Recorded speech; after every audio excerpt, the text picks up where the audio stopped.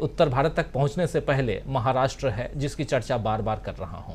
महाराष्ट्र हर तरह से, धनंजय जी, महाराष्ट्र हर तरह से देखा जाए, बीच बीच में कभी उद्धव ठाकरे की बात आ जाती है, कभी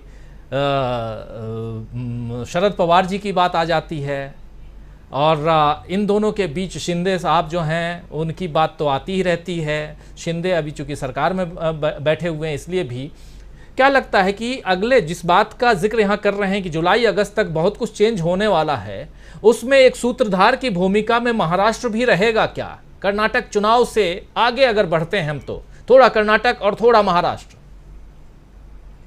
देखिए, मैं एक बात जो आपने कही कि राहुल गांधी कर्नाटक को लेकर के सीरियस हुए हैं, मैं कहूँगा कि राहुल गांधी आज सीरियस नहीं हुए हैं, पूरे देश को लेकर के सीरियस हैं, देश के संविधान को लेकर के सीरियस है और देश की जनता को लेकर के सीरियस है। और ये तालाबंदी के समय भी हमने देखा था, बहुत सीरियस थे लोग, भले मजाक उड़ा रहे थे लेकिन हम उनके ट्वीट पढ़ते थे, जिस तरह से बोलते थे।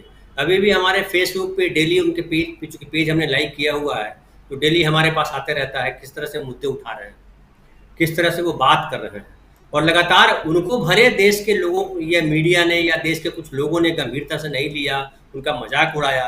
लेकिन राहुल गांधी ने लगातार देश को बड़े सीरियसली तरीके से लिया, बड़े गंभीर तरीके से लिया। और नीतीश कुमार जिस तरह से आज साथ खड़े हुए हैं कांग्रेस के, तो उसी गंभीरता की वजह से खड़े हुए कि राहुल गांधी ने, आप याद कीजिए, राहुल गांधी से पहले, पदयात्रा से पहले क्या छवि थी कांग्रेस की, कांग्रेस किस तरह से मूव कर रही थी। और उसमें लग रहा था कि कोई नेता है ही नहीं, जिसको मन है जो बोल रहा है। और राहुल गांधी का मजाक जो है कांग्रेसी भी उड़ा रहे थे। वो G23 था, तो ये पता नहीं क्या क्या लोग थे, वो सब काम कर रहे थे और सबकी अलग अलग भाषा थी। बीजेपी तो अपने रंग में थी ही, प्रधानमंत्री भी तब जो है एकदम तेज के साथ चल रहे थे, एकदम सूरज की तरह दमक रहे थे। लेकिन राहुल गांधी की भारत यात्रा के बाद जो परिवर्तन आया, जो नई सुबह आई, उसने लगातार जो है अपनी तेजस्विता बढ़ाई है। और कर्नाटक का चुनाव जो है, उसकी पहली जो है, कहिए कि पहला फूल है, पहली धमक है, पहली चमक है उस तरीके की कि राहुल गांधी जो है देश उनमें संभावनाएं देख रहा है। राहुल गांधी को संविधान में यकीन था, राहुल गांधी को जनतंत्र में यकीन था, राहुल गांधी को देश की जनता में यकीन था। लेकिन अब देश की जनता ने भी यकीन कर लिया राहुल गांधी में कि राहुल गांधी है जो देश को वापस सही रास्ते पर ला सकता है। जिस रास्ते पे नेहरू गांधी लेके गए थे, जिस रास्ते पे कांग्रेस लेके गई थी, और जिस रास्ते से भटकाया था मोदी जी ने। अब कई लोगों को तो आपको मालूम है कि कई लोगों का मानना है कि जो है 2014 के बाद ही देश आजाद हुआ। ये भी मीनू जी कह रही थी कि कई लोग, मोदी जी ही पूछ रहे हैं कि उसके पहले क्या था, ये कांग्रेस ने क्या किया था, मोदी जी ही पूछ रहे थे। लेकिन मीनू जी, सवाल ये है, जब आप पढ़िए लिखिएगा तब न कुछ जानिएगा, पढ़िएगा नहीं तो कैसे पता चलेगा हमसे पहले क्या था। अब मैं बताऊं कि हमारे गांव का हमारा पड़ोसी जो है पढ़ा नहीं, वो कुदाल चलाता रह गया बचपन से आज तक। और मैं पढ़ करके मुंबई आया, पटना आया, मुंबई आया, तो आज देखिए मैं राजीव जी की टीवी पे आ रहा हूँ, गांव में लोग बैठ के देख रहे हैं। और जो नहीं पढ़ा उसकी बीवी भी देखने को तैयार उसको नहीं, क्योंकि उसके 16 बच्चे हैं। अब 16 बच्चे हैं तो कितना परेशान होगी सोच लीजिए।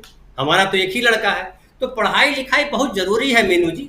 जब तक पढ़ाई लिखाई ना हो, आपको न देश का अतीत पता चलता है, न वर्तमान पता चलता है, और न भविष्य पता चलता है।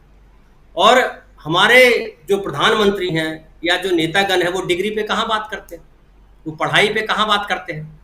वो तो जो है नारों में विश्वास करते हैं और कहते हैं कि हम इतिहास बदल देंगे।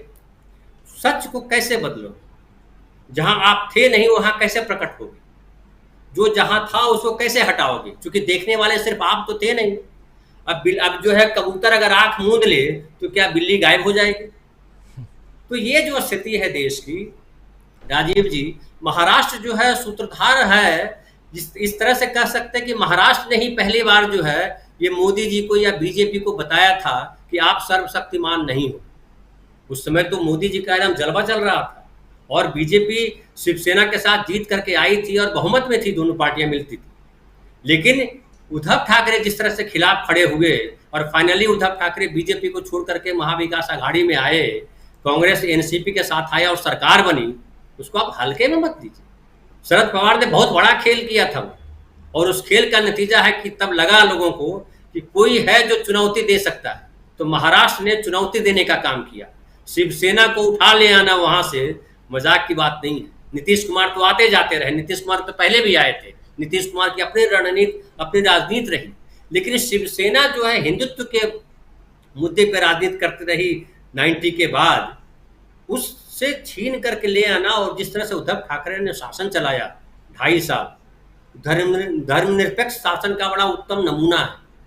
भारत के संविधान के अनुसार जो शासन होना चाहिए उसके अनुसार उत्तम नमूना है, और मुस्लिम तक उसकी तारीफ करते हैं। अभी मैं पिछले दिनों अशोक चौहान जी पूर्व मुख्यमंत्री जो है महाराष्ट्र के रहे, उन्होंने तारीफ की कि जितना बढ़िया उद्धव ठाकरे ने मुख्यमंत्री का काल दिया कि चर्चा का विषय। तो शरद पवार जो ने जो किया वो बता दिया था उस वक्त, और महाराष्ट्र आगे भी महाविकास आघाड़ी जो है तैयार खड़ी है लोहा लेने के लिए बीजेपी की। और बीजेपी जो है अभी बड़ी संकट में है महाराष्ट्र में, जान लीजिए। संकट ये है कि जिस शिंदे को लेकर के आए थे वो शिंदे ही उनके गले का फांस बनने जा रहे हैं। अभी शिंदे से अनबन की बात शुरू हो गई है, 4 दिन से अपने गांव में है। हालांकि लोग बीजेपी के लोग ही पर्दा डाल रहे हैं कि नहीं नहीं, क्या वो नहीं जा सकते, वहां से भी सारी चीजें हो सकती है, इंटरनेट का जमाना है, फोन का जमाना है, फलाने का जमाना है। लेकिन सच्चाई जो छन के आ रही है कि सुप्रीम कोर्ट का जो जजमेंट आने वाला है उसके पहले से तैयारी की जा रही है।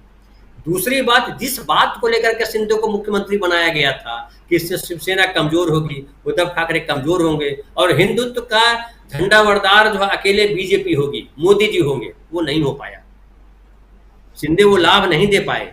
अब लग रहा है कि अरे यार ये फडणवीस को भी हमने नीचे कर दिया, कुछ मिला भी नहीं। मोदी जी क्या कहते हैं, शिवसेना के जो प्रमुख हैं उद्धव ठाकरे, उनके साथ सिंपैथी वोट भी चला गया। तो कुल मिलाकर के पूरी कवायद जो बीजेपी को लग रही है कि गड़बड़ कवायद हो गई, तो अब फिर से उसको ठीक करने में लग रही है। लेकिन मुझे नहीं लगता अब ठीक होने वाला है, क्योंकि कर्नाटक की जो हवा है ना वो महाराष्ट्र में भी है। महाराष्ट्र तो उसके बगल का स्टेट है ना।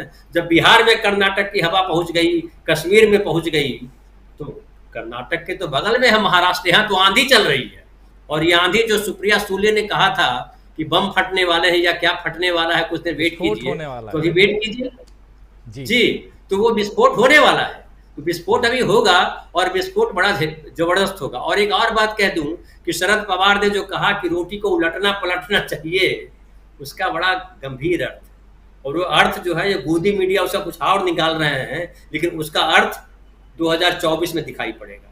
जी राजीव जी, शरद पवार एक अहम भूमिका में नजर आएंगे आने वाले समय में। लेकिन उससे पहले जो कुछ चल रहा है, और 13 मई के बाद क्या देश की